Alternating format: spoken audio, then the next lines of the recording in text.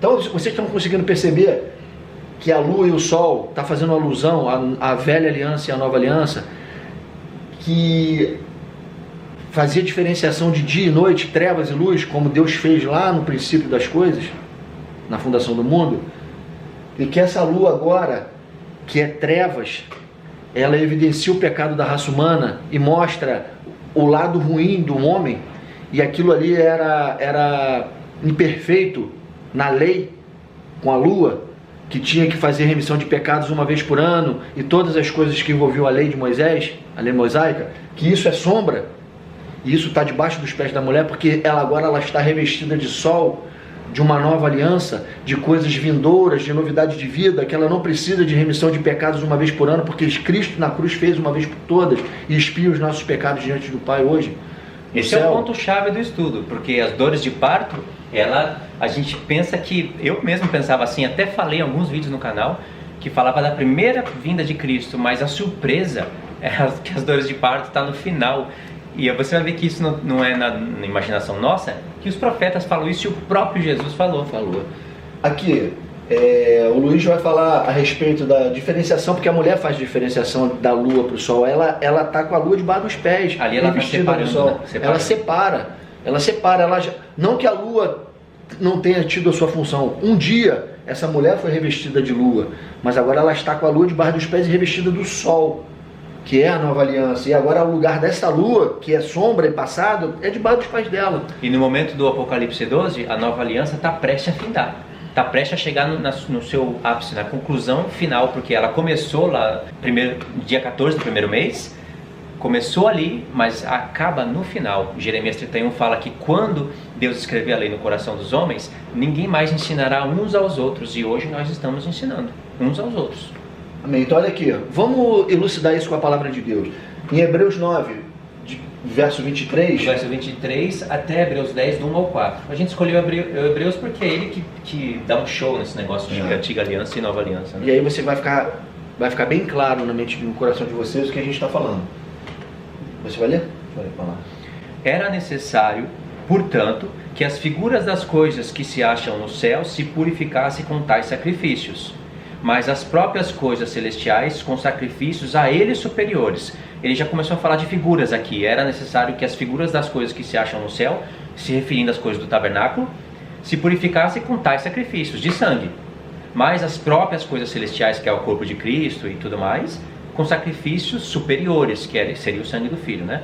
No verso 24 diz: porque Cristo não entrou em santuário feito por mãos, figura do verdadeiro, porém no mesmo céu, para comparecer agora por nós diante de Deus, nem ainda para se oferecer a si mesmo muitas vezes, como sumo sacerdote cada ano entrava no Santo dos Santos com sangue alheio. É lei de Deus, mas aqui ele já está mostrando que muitas vezes não era necessário isso.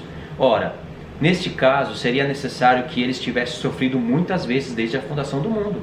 Agora, porém, ao se cumprirem os tempos, se manifestou uma vez por todas, para aniquilar pelo sacrifício de si mesmo o pecado. E assim... Aqui está estranho. E assim como aos homens está ordenado... Tá certo. Verso 27, irmãos. E assim como aos homens está ordenado a morrerem uma só vez, vindo depois disso o juízo, assim também Cristo, tendo se oferecido uma vez para sempre, para tirar os pecados de muitos, aparecerá segunda vez sem pecado aos que aguardam para a salvação. Aí no verso 10, irmãos, ele vai concluir, no capítulo 10, esquece a epígrafe que você está lendo na sua Bíblia, ele vai concluir o assunto que ele estava falando em Hebreus 9. Ora, ou seja, vamos concluir. Ora, visto que a lei tem a sombra dos bens vindouros, não a imagem real das coisas, nunca jamais pode tornar perfeitos ofertantes, com os mesmos sacrifícios que ano após ano, perpetuamente eles oferecem. Perpetuamente era até quando durasse. E vê que no verso 10 aqui, irmãos, ele fala assim... No verso 10 não, no verso 1. No capítulo 10, no verso 1, ele fala assim: ora, visto que a lei tem a sombra dos bens vindouros. Ou seja, ele estava falando aqui, ele está falando do dia da expiação. E fala bens vindouros, porque ele sabia que o mês 7, dia 10 não chegou ainda. Nem a trombeta, nem a expiação, e nem o tabernáculo, né? Aí no verso 2 ele fala: de outra sorte, não teriam cessado de ser oferecido, porquanto os que prestam culto, tendo sido purificados uma vez por todas, não mais teriam consciência de pecados. Ele está falando, de outra sorte, não teria parado o sacrifício, se limpasse a consciência? Entretanto, nesses sacrifícios faz-se recordação de pecados todos os anos. Recordação, Deus está se lembrando. Porque é impossível que o sangue de touros e de bodes remova os pecados. Por isso... Foi até aí? Foi. Até aí. Você vê que Deus ele ficava lembrando todo ano dos pecados da humanidade, e que isso é trevas. Na nova aliança, ele pega nossos pecados e delitos e joga fora, e esquece.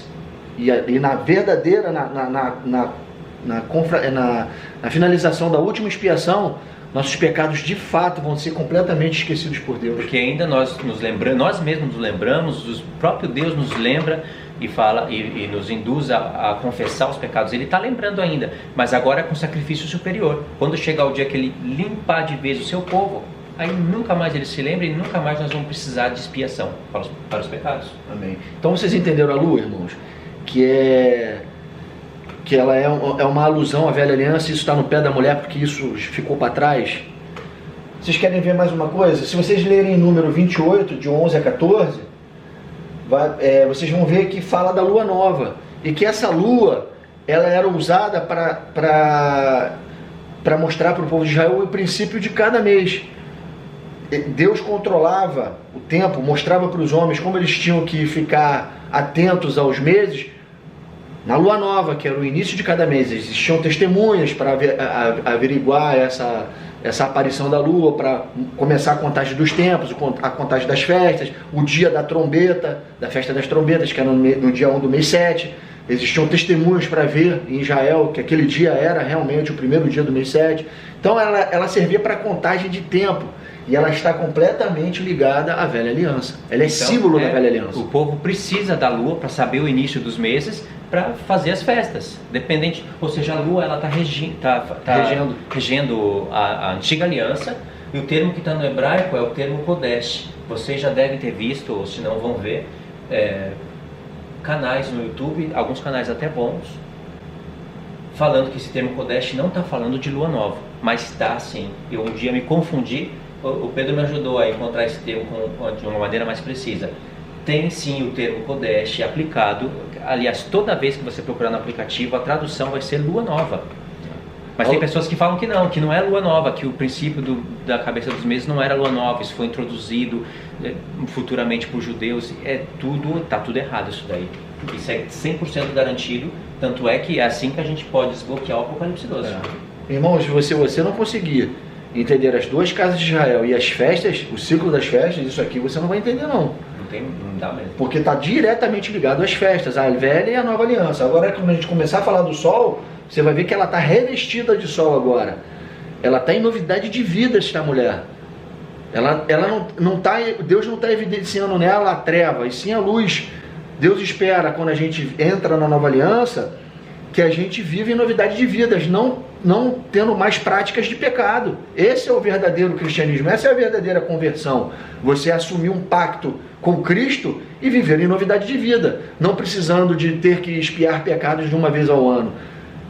A gente peca, a gente sabe disso, mas a gente tem que viver em novidade de vida, tentando pecar o menos possível. Você imagina numa velha aliança, o povo de Israel, alguns tentavam viver reduzindo as suas frações de pecado durante aquele ano, mas outros não. Outros viviam pecando porque sabiam que no dia da expiação teriam seus pecados remidos por um animal. No cristianismo, na nova aliança, a condição é diferente. A gente tem que viver em novidade de vida. O tempo inteiro em novidade de vida. Temos que estar revestidos do sol. Você vê que esta mulher, ela está revestida de sol, e é o sol da justiça. Em Apocalipse fala que o vestimento da noiva são os atos de justiça dos santos, é o linho fino, branco e fino, que é a roupa dessa mulher, que a gente está vendo em Apocalipse 12. Ela está vestida de justiça, que é o sol da justiça. E a gente vai ver que esse sol é o sol da justiça aqui, acho que é nesse texto de Miqueias, não é? É Malaquias. É Malaquias, desculpa. Você não trocou, né? Eu errei. Aqui é Malaquias. É ML, tá, irmão? A gente já tinha conversado isso. Quer que eu leia aqui? Lê. Ó, Malaquias, capítulo 4. Pois eis que vem o dia e arde como fornalha. Todos os soberbos e todos que cometem perversidade serão como restolho. O dia vem e os abraçará, diz o Senhor dos Exércitos, de sorte que não lhes deixará nem raiz nem ramo. Mas para vós outros que temeis o meu nome, nascerá o sol da justiça, trazendo salvação, salvação nas suas asas. Saireis e saltareis como bezerros soltos das estrebaria. Pisareis os perversos, porque se farão cinza debaixo das plantas dos vossos pés, naquele dia que prepararei, diz o Senhor dos Exércitos. Aí ele diz aqui no verso 4, lembrai-vos da lei de Moisés, meu servo, a qual lhe prescrevi em Horebe para todo Israel, a saber, estatutos e juízos.